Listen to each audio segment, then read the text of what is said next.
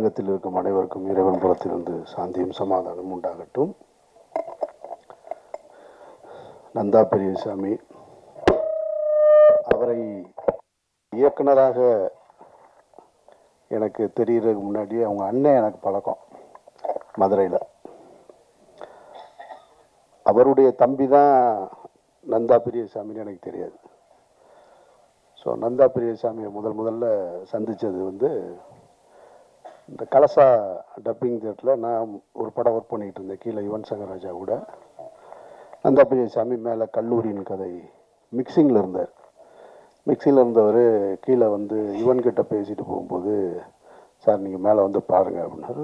மேலே போய் பார்த்தேன். அந்த இன்ட்ரோல் பிளாக் சீக்வன்ஸு காமிச்சார். அது ஒரு எஃபெக்ட் தான், ரொம்ப பிரமாதமாக இருந்துச்சு. எஃபெக்ட்ஸ்லாம் போட்டு நல்லா இருக்குது. ஷார்ட்ஸ் எல்லாம் ரொம்ப நல்லா இருந்தது. அந்த காலேஜு டவரு, அந்த டாப் ஆங்கிள், அதெல்லாம் ரொம்ப இன்ட்ரெஸ்டிங்காக இருந்தது. டேக்கிங்ஸே ரொம்ப இன்ட்ரெஸ்டாக இருந்துச்சு. அப்புறம் படம் முடியுமா, அந்த படம் ரிலீஸ்க்கு முன்னாலே வந்து அந்த படத்தை பற்றின டாக் கொஞ்சம் அதிகம் இருந்தது. ஒரு புது டைரக்டர் நல்லா வந்திருக்காரு, நல்ல படமாக இருக்குது அப்படின்னு சொல்லி. அப்போ நான் வந்து நந்தாவை கூப்பிட்டு என்னுடைய கம்பெனிக்கு ஒரு படம் பண்ணி கொடுங்கன்னு ஒரு 1,00,000 ரூபா அட்வான்ஸ் கொடுத்தேன். அந்த கதையை பின்னாடி சொல்கிறேன். 2 லட்சமா ஞாபகம் இல்லை, நேர்மையாக சொல்கிறாரு. ஆனால் படம் தான் பண்ணி கொடுக்கல. 2 லட்ச ரூபா அட்வான்ஸ் கொடுத்தேன். இப்போ படம் ரிலீஸ் டைமில் இதே லேபு தான், பிரசாத் லேபு தான். தெலுங்கு நல்லா இருக்குது, கொஞ்சம் அவங்களுக்கு பணம் ஷார்ட்டேஜ் தேவைப்படுது. பணம் ஷார்ட்டேஜ் இருந்தது. சௌத்ரி சார் அப்போ என்னோட ரொம்ப நெருக்கமாக இருந்த நேரம். அப்போ அவர் என்கிட்ட சொல்கிறாரு, என்னப்பா இந்த படம் ஏதோ நல்லா இருக்குன்னு சொல்கிறாங்க. அப்போ நான் கூட மிக்சிங்கில் கொஞ்சம் பார்த்தேன் சார், நல்லா இருந்துச்சுன்னு. சார் அப்போ நீ போய் தெலுங்கு வாங்கிறியா, அவர் என்ன வேலை சொல்கிறாங்களோ சொல்லிவிட்டு வாங்கிடுங்கன்னு. இப்போ நான் வந்து இங்கே நின்றுட்டுருக்கேன். அவருக்காக வந்து நின்று, என்ன நந்தா இருக்கார், ஆர்யா இருக்கார் இங்கே, அவரும் நின்றுட்டுருக்காரு ரிலீஸுக்கு. எல்லாருமே நிற்கிறாங்க. அப்போ நான் கேட்குறேன் நந்தாவை கூப்பிட்டு, பணம் ஏதாவது ஷார்ட்டேஜ்னா, சௌத்ரி சார் பணம் கொடுத்துருக்காரு, அது செக்கு கொடுத்துருக்காரு, ஐயா போய் வர சொல்லியிருக்காரு, எதுனாலும் கொடுத்துக்கலாம் அப்படின்னு, நீங்கள் யோசிக்காதீங்க கொடுத்துருங்க அப்படின்னு. அவர் தம்பிராமையா அண்ணன் சொன்னது மாதிரி அவர் அப்படி தான் பேசுவார். அப்படியா சார், சொல்லிடுங்க சார், நான் அது என்ன அவங்க ப்ரொடியூசர் பேசிகிட்டு இருக்காங்க சார், நான் பார்த்துக்கலாம் சார். என்ன நடிக்கிறானா இல்லை உண்மையாக? இப்போ வரைக்கும் அப்படி தான். இதே மீட்டரில் அந்த விரல வேறு இப்படி வச்சுக்கிடுவார். அவர் இப்படி தான் பேசுவார். அப்போ எனக்கு என்னென்னா, ஒரு பெரிய ப்ரொடியூசரு தெலுங்கில், அப்போ ஒரு சௌத்ரி சார் சூப்பர் குட்டில் தெலுங்கில் ரீமேக் பண்ணிக்கிட்டு இருந்த டைம், நிறைய படங்கள் பண்ணிக்கிட்டு இருந்தாங்க. கொடுக்க வேண்டிய நந்தான்னு. அப்புறம் அவர் தெரில. அப்புறம் நான் கொஞ்ச நேரம் நின்று பார்த்துட்டு, நமக்கு ரொம்ப நேரம் நிற்கிறதுக்கு வேலைக்கு ஆகாது, நான் கிளம்பிட்டேன். அப்புறம் படம் ரிலீஸ் ஆயிடுச்சு. வழக்கம் போல் தான் நம்ம ஒரு பெரிய எதிர்பார்ப்போடு இருக்கும் பொழுது அந்த எதிர்பார்ப்பு கம்மியாகும் பொழுது அங்கேருந்து இதுக்கு இடையில் ஒரு சத்தியம் தேட்டரில் ஒரு படம் பார்க்க போயிருக்கேன். அப்போ அங்கே பார்த்து என்னை இன்ட்ரோவில் பார்த்துருக்காரு நந்தா. பார்க்குறாரு. பார்த்துட்டு, சார் ரிலீஸ் ஆகலை இன்னும் சார், நான் உங்களை விசாரித்தேன், வெளியில் எல்லோரும் நல்ல விதமாக தான் சார் சொல்கிறாங்க அப்படின்னாரு. என்ன கை நீட்டி அட்வான்ஸ் வாங்கிட்டு நல்ல விதமாக தான் சொல்கிறாங்கன்னா, இப்போ என்ன நினச்சி வாங்கினேன் நீங்கள் வாங்கும்போது? சரி, நான் நினச்சி சிரிச்சுக்கிட்டேன். சரி, மதுரைக்காரங்க அப்படி தானே இருப்பாங்க அப்படின்ட்டு. அப்புறம் அதுக்கப்புறமா வந்து அந்த படம் எதிர்பார்த்த ஒரு வெற்றியை பெறலை. ஆனால் ஒரு அடையாள படமாக இருந்துச்சு.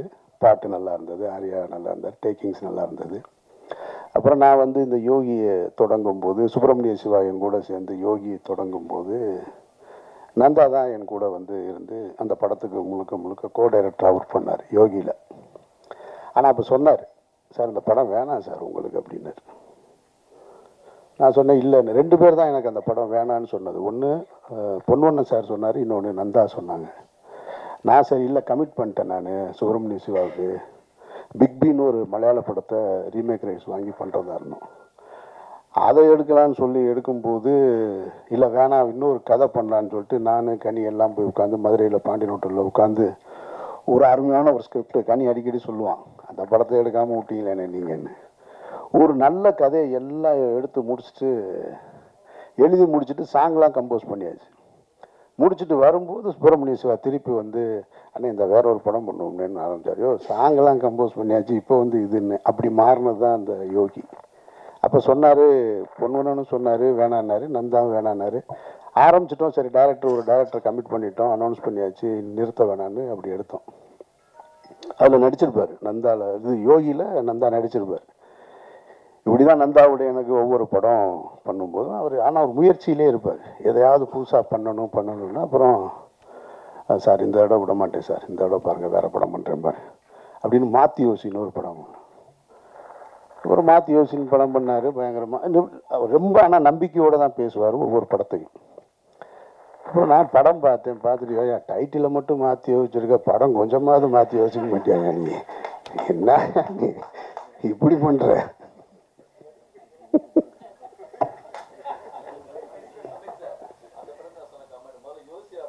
அப்புறம் யோசி அப்புறமா மாற்றலாம். சாரி சார் நெக்ஸ்ட் டைம் பண்ணுமா. அப்புறம் ஒரு முறை ஜிஆர்டி ஹோட்டலில் உட்காந்துருக்கேன், அங்கே ஒருத்தரோட உட்காந்துருக்காரு. நான் சாப்பிட உட்காந்துருக்கேன், வேகமாக வந்துட்டார். வந்த உடனே யார் என்ன தானே சார் இப்போ தான் ஒரு ப்ரொடியூசர் செட் பண்ணிகிட்டு இருக்கேன் அப்படி. உனக்கு மட்டும் எப்படியா இருக்கிறாங்க கரெக்டாக.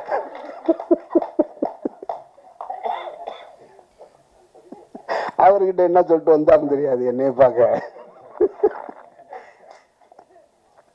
அவர்கிட்ட போய் உட்காந்து அவர் ஒன்றே என்கிட்ட கேட்டார். அவர் ஒன்று என்னை பார்த்த உடனே சார் அமீர் சார்னா சார் வணக்கம் சார், பேசிகிட்டு இருக்கேன் சார், நாங்கள் எப்படியும் பண்ணிடுவோம் சார்னாரு. சரி ரைட்டு. இப்படி ஒவ்வொரு படம் பண்ணும்போது அப்போ நான் சொல்லுவேன், படம் முடிஞ்சதுக்கப்புறம் சார் பார்த்தீங்களா சார் படம்னாரு. சும்மா அப்படி பண்ணிட்டு எனக்கு என்னென்னா சினிமாவில் வாய்ப்புகள் வந்து எப்போவாது, இதே கோடம்பாக்கத்தில் 1,00,000 பேர் தெரியுறான் வாய்ப்பு கிடைக்காம. இப்போ வாய்ப்பை சரியாக பயன்படுத்த வேண்டிய பொறுப்பு இயக்குனருக்கு இருக்குது. ஒரு முதலாளி பணத்தை எங்கேருந்து வேணாலும் எடுத்துகிட்டு வந்துடுறாரு. ஒரு தடவை மிஸ் ஆகலாம், 2 தடவை மிஸ் ஆகும், ஒவ்வொரு தடவை உனக்கு மிஸ் ஆகும் அப்படின்னா இல்லை சார் எங்கேயோ ஒரு ராங் கால்குலேஷன், அது இந்த தடவை சரியாக இந்த தடவை. அப்புறம் இப்போ இந்த ஹிந்திக்கு ஸ்கிரிப்ட் எழுதினார், அடுத்த கட்டத்துக்கு போயிட்டார். ஆனால் என்னென்னா நந்தா கிட்ட அந்த உழைப்பு, அந்த முயற்சி, அந்த தேடுதல் இருந்துக்கிட்டே இருந்தது. அது நான் கனிக்கிட்ட பார்த்துருக்கேன். கனிய தொடக்கத்துலேருந்து எனக்கு தெரியும். அவனுடைய தேடுதல், அவனுடைய பர்த்திவீரன் ஷூட்டிங்லாம் திட்டு வாங்கிட்டு கோச்சிட்டு வந்துட்டான், காய்ச்சல் வந்துருச்சு அவனுக்கு. அப்புறமா திரும்ப வந்து அந்த அந்த ஈகோலாம் பார்க்காம திரும்ப தேடிக்கிட்டே இருப்போம், ஏதாவது ஒரு வேலை செஞ்சுக்கிட்டே இருப்போம். அது நந்தா கிட்ட இருந்தது. அப்புறம் இப்போ இந்த படம் இப்போ சொன்னார் சார், இந்த மாதிரி இப்போது சார் நீங்கள் விரும்புகிற மாதிரி ஒரு படம் எடுத்திருக்கேன் சார், நீங்கள் கண்டிப்பாக இந்த இடம் உங்களுக்கு பிடிக்கும், நான் உங்களுக்கு காட்டுறேன் சார். எத்தனை தடவை தான் என்னை ஏமாற்றுவேன்னு தெரில அப்படின்னு நினச்சி தான் அந்த படம் போய் பார்த்தேன். படம் உண்மையிலே படம் எனக்கு ரொம்ப நெருக்கமாக இருந்தது, பிடிச்சிருந்தது. இந்த படம் பார்த்துட்டு அழுதுன்னு சொன்னதில் பாதி உண்மை, பாதி வந்து கொஞ்சம் தூக்க கலக்கம் வேறு இருந்தது. அதனால் லேசாக கண்ணு கலங்கி இருந்துச்சு. அதில் நந்தாவோட புத்திசாலித்தனம் என்னென்னா, படம் பார்த்து வெளியே வரும்போது ஒருத்தர் வீடியோ எடுத்துக்கிட்டே இருக்கா ரெடியா. ஆமாம், அப்படியே கண்ணு லேசாக அப்படியே கலங்கி வந்தோடனே சார் அழுதுட்டீங்கல்ல.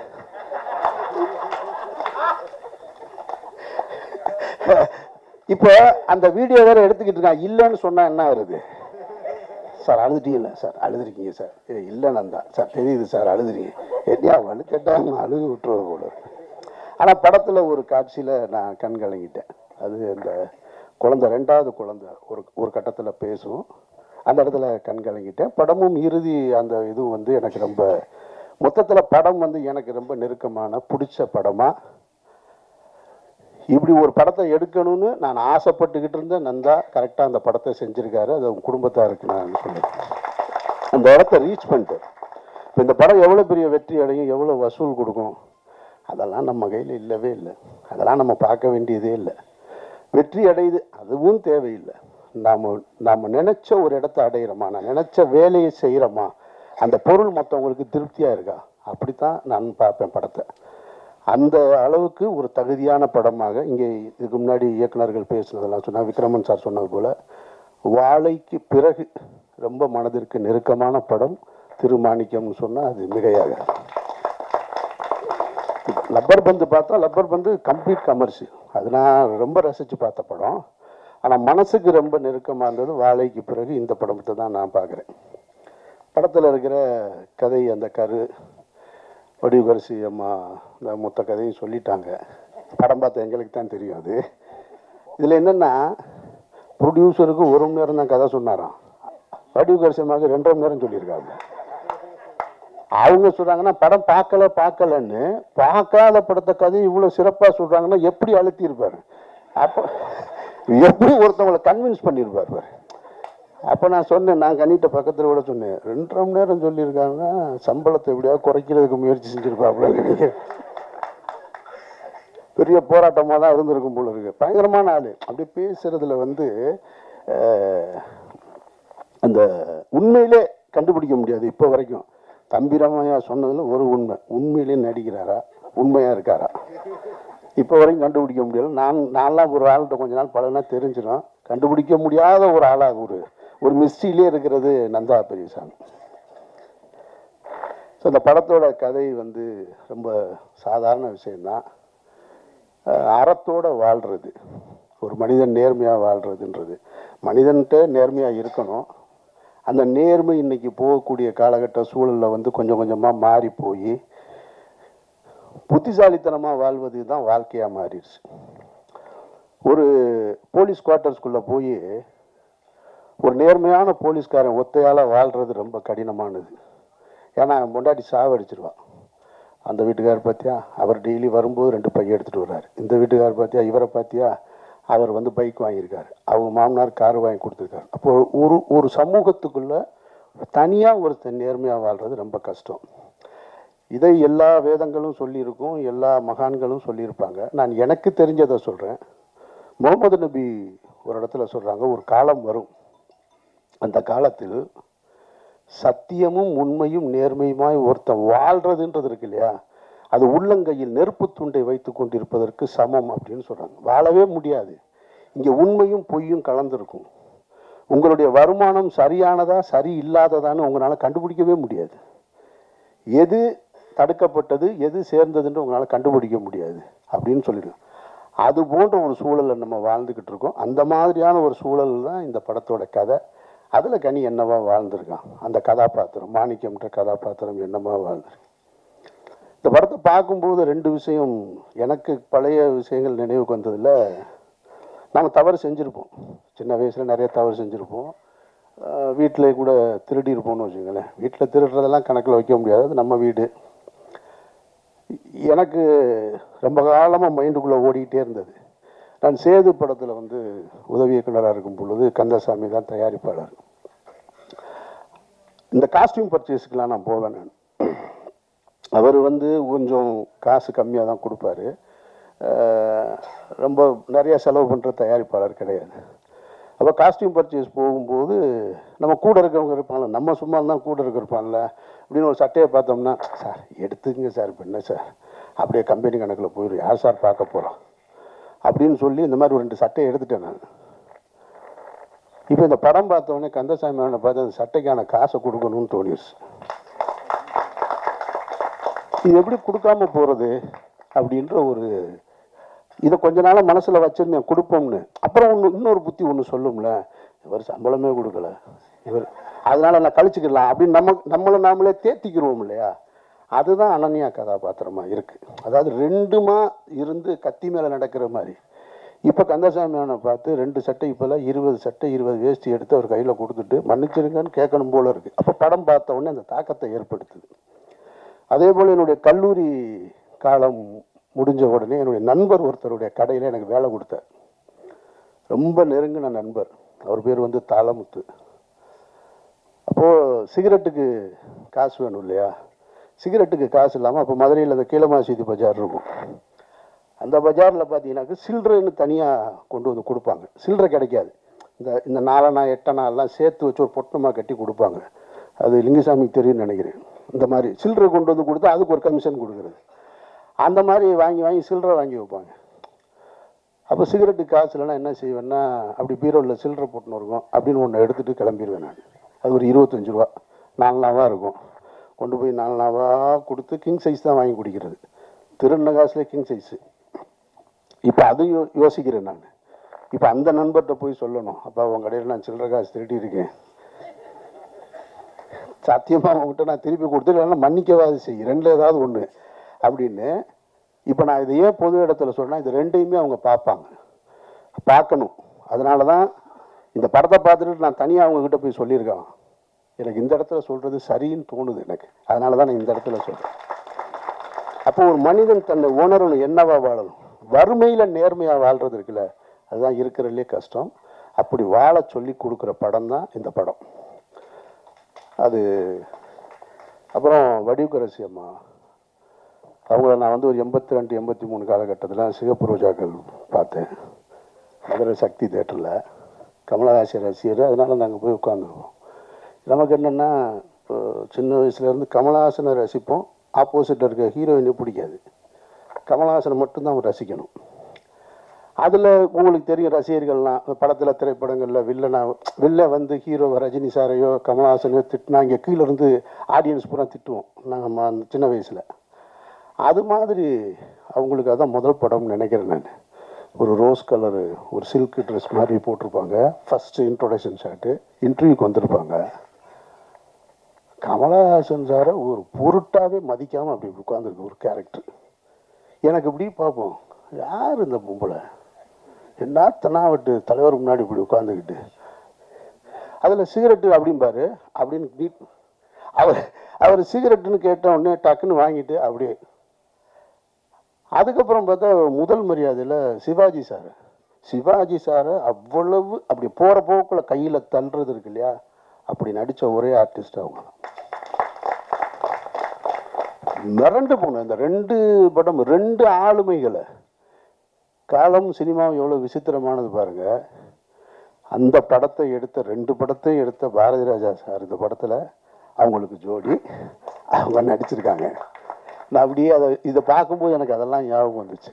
சார் சினிமா எவ்வளோ, இந்த ஆர்ட் எவ்வளவு நம்மளை கொண்டு வந்து எப்படிலாம் கொண்டு வந்து மாற்றி கொண்டு வந்து நிறுத்துதுன்னு. ஸோ அதனால் அவங்க சொன்ன மாதிரி ரவிமரியா சொன்ன வார்த்தை ரொம்ப உண்மை. நாசர் சாரும் பாரதி ராஜா சாரும் வந்து குறைவாக நடிச்சிருக்காங்க, ஆனால் மனசில் நின்றுட்டே இருக்காங்க 2 கேரக்டருமே. Bharathi Raja sir ultimate, பிரமாதப்படுத்திட்டார். அவருடைய தவிப்பு உண்மையை சொல்லணும்னா, அவர் இயல்பாக மேக்கப் இல்லாமல் இருக்கார். இல்லைன்னா ஒரு ஜீன்ஸ் பேண்ட்டு போட்டு ஒரு ஜர்க்கினை போட்டு ஒரு டிஷர்ட்டை போட்டு இருப்பார் இல்லையா, இதுதான் பாரதி ராஜா சார். அவ்வளவு இயல்பாக பாரதி ராஜா சார் நல்லா நடிப்பார்னு எனக்கு தெரியும். அவருடைய குற்றப்பரம்பரை கதையை வந்து எடுக்கிறதுக்காக என்கிட்ட அவர் வந்து தாத்தா நான் பேரன் இதை நடிக்கிறதுக்காக என்கிட்ட நடிச்சு காமிச்சார் ஆஃபீஸில் உட்காந்து. மறந்து போயிட்டேன் நான் அவர் நடிச்சு காமிச்சதை பார்த்து. பிரமாதமாக நடித்தார். அந்த பேக்காமன்னு ஒரு கேரக்டர் இதில் வந்து வாழ்ந்துட்டார். ரொம்ப சின்ன கதாபாத்திரம், அந்த தவிப்பு அந்த ஏக்கம் அதெல்லாம் பிரமாதப்படுத்திட்டாங்க. அப்புறம் அனன்யா, அதாவது அவங்க இப்பவும் வந்து ஒரு காலேஜ் போகிற ஒரு ஹீரோயின் மெட்டீரியலாக தான் இருக்காங்க. ஆனால் 2 குழந்தைக்கு அம்மாவா ஒரு தவிப்போட அந்த பதட்டத்தோட எல்லா சீனுமே ரொம்ப சிறப்பாக இருந்தது, ரொம்ப நல்லா இருந்தது. ஸோ பாக்கி சின்ன சின்ன கேரக்டர் தம்பிராம அண்ணன் அப்படின்னு வந்தாருன்னா உள்ளே வரும்போது இந்த ராஜாதி ராஜாவில் இன்ட்ரோடக்ஷனில் ரஜினி சார் வருவார்ல ஒரு கோட் சூட்டோட காரில், அந்த கேமரா மட்டும்தான் இல்லை, அதே மாதிரி கேமரா இருக்கிற இதுலேயும் இல்லையா பேகு அதே மாதிரியே வந்து இறங்கியிருக்காரு. லண்டன் ரிட்டனா யூகே ரிட்டனு, ஆமாம் யூகே ரிட்டன் ஏதோ ஒன்று சொல்கிறாரு. எல்லாருமே சிறப்பாக பண்ணியிருக்காங்க. படம் ரொம்ப நிறைவான ஒரு படமாக இருக்குது. படம் பார்க்கும்போது எனக்கு தோணுச்சு, இது நந்தா படம் மாதிரியே இல்லையே. ஷார்ட்ஸ் எல்லாம் ரொம்ப நல்லா இருக்குது. ஷார்ட்ஸ் எல்லாம் ரொம்ப டைட்டில் கவனிக்காமல் விட்டேன் நான். எப்படி கவனிக்காமல் விட்டேன்னு தெரில. ஷார்ட்ஸ் எல்லாம் அவ்வளோ அழகாக இருக்குது, ரொம்ப ஸ்டைலிஷாக இருக்குது, ரொம்ப டெப்த்தாக இருக்குன்னு. இப்போ தான் இங்கே வந்ததுக்கப்புறம் தான் இந்த இது கடைசியில் என் தம்பி சுகுமார் தான் கேமராமேன் பிரமாதப்பட்டு. நான் படம் பார்க்கும்போது நினைக்கிறேன் நான், இவ்வளோ நல்லா இருக்கு, இதெல்லாம் எடுக்க மாட்டாப்ல நம்மால் அப்படின்னு. பிரமாதப்படுத்திட்டான் சுகுமார். சுகுமாரை எனக்கு வந்து பல வருஷமாக தெரியும் எனக்கு. ஸோ இப்படி எல்லாருமே நிறைவாக செஞ்சுருக்கிற படம். இந்த படத்தை பற்றி யாராவது உங்ககிட்ட இங்கே பேசினவங்க அதிகமாக பேசியிருந்தாங்கன்னா அதை நீங்கள் பெருசாக எடுத்துக்க. ஏன்னா நீங்கள் ஒரு கிரிட்டிக் பாயிண்ட் ஆஃப் வியூவில் படம் பார்ப்பீங்க. நீங்கள் பார்க்கும்போது சின்ன சின்ன ஃப்ளாஷ் இருக்கும் படத்தில், அது இருக்குது, அது எனக்கு தெரியும், உங்களுக்கும் அது தெரியும், உங்கள் கண்ணுக்கு தெரியலாம். ஆனால் அதையெல்லாம் தாண்டி எனக்கு முன்னாடி இங்கே பேசின யாரோ சொன்னாங்க, நீங்கள் நினச்சா கூட இந்த படத்தை தப்பாக எழுத முடியாது. அதுக்கான ஒரு தரமான படமாக இருக்குது. நந்தா தனக்கான இடத்தை அடைஞ்சிட்டாருன்னு நான் நினைக்கிறேன். நான் மற்றபடி எதுவும் சொல்ல மறந்துட்டேனான்னு தெரியல. ஒரு சார் சொல்லும்போது ஒரு வார்த்தை சொன்னார், இந்த படம் தமிழ் சமூகத்திற்கு அவசியமான படம்னாரு, மனித சமூகத்திற்கு அவசியமான படம். எந்த சமூகமாக இருந்தாலும் நேர்மையாக உண்மையாக வாழணுன்றது அதுக்கான படம் ரொம்ப நிறைவாக இருக்குது. வேறு கனி வந்து ஒன்று பருத்தி வீரனில் நடிச்சிருப்பான், உங்களுக்கு தெரியும், அந்த பஞ்சு மிட்டாய் சீனில். அதுக்கப்புறம் ஈசன் பார்த்தேன் நான். ஈசன்லலாம் அப்படி வர்றப்பான ஒரு போலீஸ்காரன் அந்த அப்படியே நின்றுக்கிட்டே இருப்பான். அவன்கிட்ட கேட்டேன், சசிட்ட, ஏன்டா அவன் நெஞ்சை நிமித்திக்கிட்டே நிற்கிறான், சும்மாவே நிற்கும், போலீஸ்காரனா நெஞ்சை நிமித்தணுமாடா அப்படின்னு. அப்படியே அப்புறம் நிறையா படம் பார்த்தேன். என்ன இவன் ஒரு மாதிரியாக போயிட்டே இருக்கானுன்னு. ரவிமரியா சார் சொன்னது மாதிரி இந்த கதாபாத்திரத்தை இவனை விட யாராலையும் சிறப்பாக நடிக்கவே முடியாது. ஒரு புள்ளி கூட படத்தில் எங்கேயுமே எந்த காட்சியிலையுமே எவ்வளோ பெரிய நடிகராக இருந்தாலும் அங்கங்கே கொஞ்சம் மிஸ் ஆகும். அவனுக்கு நடிப்பு வந்து அப்படியே சும்மா அப்படி போகிற போக்கில் பொறி சாப்பிட்ற மாதிரி ஆகிப்போச்சு. அவ்வளவு ஃபிட்டாக இருக்குது இந்த கேரக்டர். படத்தின் முதல் காட்சியிலேருந்து கடைசி வரைக்கும் ரொம்ப ஃபிட்டாக இருக்குது. கனியை தவிர இந்த கதாபாத்திரத்தை யார் செஞ்சுருந்தாலும் சரியாக வந்திருக்காது. கனி வந்து ஒரு தேர்ந்த நடிகனாக மாறிட்டான். வாழ்த்துக்கள் கனி. நிறையா பேர்த்துக்கு அப்பாவாக நடிச்சிருக்கேன்னா எனக்கும் அப்பா ஒரு படத்தில் நடிச்சுன்னா நல்லாயிருக்கும், அந்த ஆசையும் தெரிவிச்சுங்க. மற்ற எல்லாரையும் பற்றி சொல்லியாச்சுன்னு நினைக்கிறேன். படம் ரொம்ப சரியான நிறைவான படம், வேறு ஒன்றும் சொல்கிறதுக்கு இல்லை. இந்த திருமாணிக்கம் கரெக்டு தான். அது அந்த ஒரு டைட்டில் இருக்கு இல்லையா, அந்த திருன்ற டைட்டில், அது மரியாதைக்குரிய ஒரு சொல் இருக்கு இல்லையா, அது மரியாதைக்குரிய சொல், மரியாதைக்குரிய படத்தில் வந்து சேர்ந்துருக்கு. நந்தா, வாழ்த்துக்கள். இவ்வளோ நேரம் காத்திருந்த எல்லோருக்கும் உங்களுக்கு என்னுடைய நெஞ்சார்ந்த நன்றிகள். நன்றி.